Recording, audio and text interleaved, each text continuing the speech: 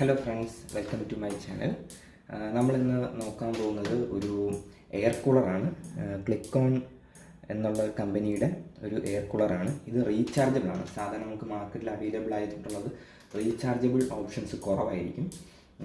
ഇതൊരു 12 വോൾട്ട് ബാറ്ററിയിൽ വർക്ക് ചെയ്യും. നമുക്ക് ഒരു 6 വോൾട്ട് 7Hൻ്റെ 2 ബാറ്ററി വെച്ചിട്ട് 12 വോൾട്ട് വർക്ക് ചെയ്യുന്ന ഒരു കൂളറാണ്.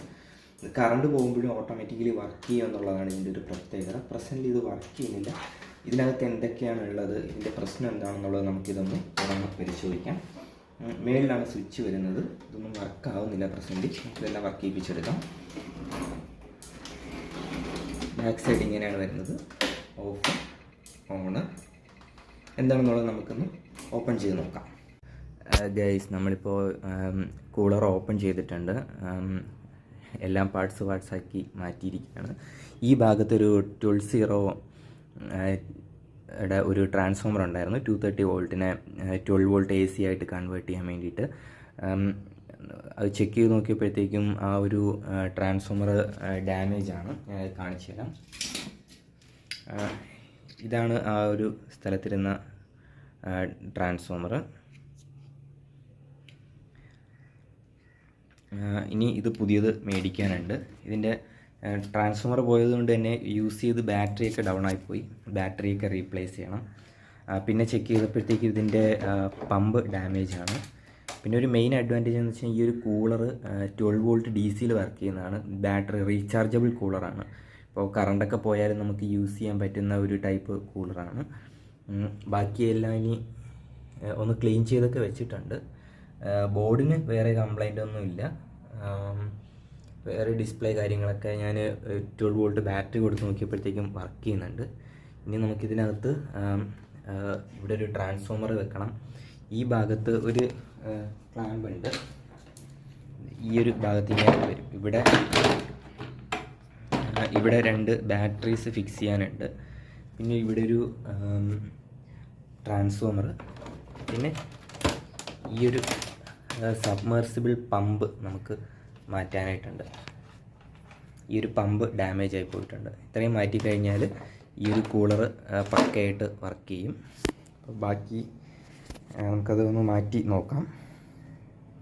ഇതാണ് നമ്മുടെ കൂളറിൽ വരുന്ന ബാറ്ററി. 6 വോൾട്ട് 7Hൻ്റെ 2 ബാറ്ററിയാണ് വരുന്നത്. ഞാനിപ്പോൾ ഒരു പുതിയ ബാറ്ററി മേടിച്ചിട്ടുണ്ട്. അപ്പോൾ ഞാൻ ഫസ്റ്റ് അതൊന്ന് ചാർജ് ചെയ്യാൻ ഇട്ടൊക്കെയാണ്. ഇതാണ് ഞാൻ യൂസ് ചെയ്യുന്ന ബാലൻസ് ചാർജർ. ഇപ്പോൾ 1.4 ആംപിയർ വെച്ചിട്ട് ഇതിനകത്ത് ചാർജ് ആയിക്കൊണ്ടിരിക്കുകയാണ്.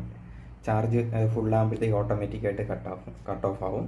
അതിനുശേഷം നമുക്ക് നമ്മുടെ ഡിവൈസിലോട്ട് ഇതിനെ ഇൻസ്റ്റാൾ ചെയ്യാം. ഗൈസ്, നമ്മുടെ കൂളറിൻ്റെ വർക്ക് കഴിഞ്ഞിട്ടുണ്ട്. ഇപ്പോൾ ഇവിടെ ഇരുന്ന ട്രാൻസ്ഫോമർ ഡാമേജ് ആയതായിരുന്നു. 2.5 ആംപിയറിൻ്റെ ആയിരുന്നു. അത് മാറ്റിയിട്ട് 012 3 ആംപ്സിൻ്റെ ഒരു ട്രാൻസ്ഫോമർ സെറ്റ് ചെയ്തിട്ടുണ്ട്. ബാക്കി സർക്യൂട്ടെല്ലാം മുകളിലാണ്. ഇത് ബ്ലോവറാണ്. ഇവിടെയാണ് വെള്ളം ഫില്ല് ചെയ്യുന്നത്. പിന്നെ മോട്ടർ ഡാമേജ് ആയിട്ടുണ്ട്. അതിൻ്റെ കണക്ഷൻ എടുത്തിട്ടിട്ടുണ്ട്. നമുക്ക് മോട്ടർ ഇതുവരെ കിട്ടിയില്ല. അത് അവൈലബിൾ ആകുന്നതനുസരിച്ചിട്ട് ഫിക്സ് ചെയ്യുന്നതാകും. തൽക്കാലം ഒരു വയർ എടുത്തിട്ട് ജസ്റ്റ് ഇട്ടിട്ടുണ്ട്. പിന്നെ ബാറ്ററി പുതിയത് നമ്മളിവിടെ റീപ്ലേസ് ചെയ്തിട്ടുണ്ട്. ഇനി നമുക്ക് അതിൻ്റെ വർക്കിംഗ് ഒന്ന് നോക്കാം. ജസ്റ്റ് പവർ ഓൺ ചെയ്തു. ഇവിടെ ബാറ്ററി ചാർജ് ആവുന്നതിൻ്റെ ഇൻഡിക്കേഷൻ നമുക്ക് കാണിക്കുന്നുണ്ട്. ഓണാക്കി നോക്കാം. ഓണായിട്ടുണ്ട്.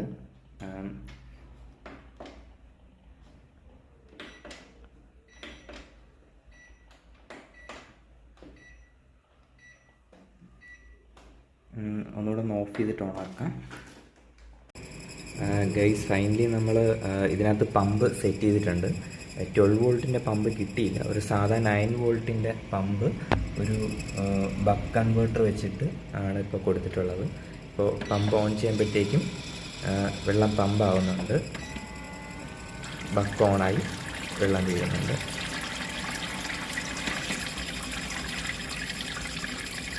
ലോങ് ടേമിൽ എത്രത്തോളം റൺ ആകുമെന്ന് അറിയത്തില്ല. അങ്ങനെയാണെങ്കിൽ പമ്പ് ചേഞ്ച് ചെയ്യേണ്ടി വരും. എന്തായാലും ഒന്ന് ടെസ്റ്റ് ചെയ്ത് നോക്കാം.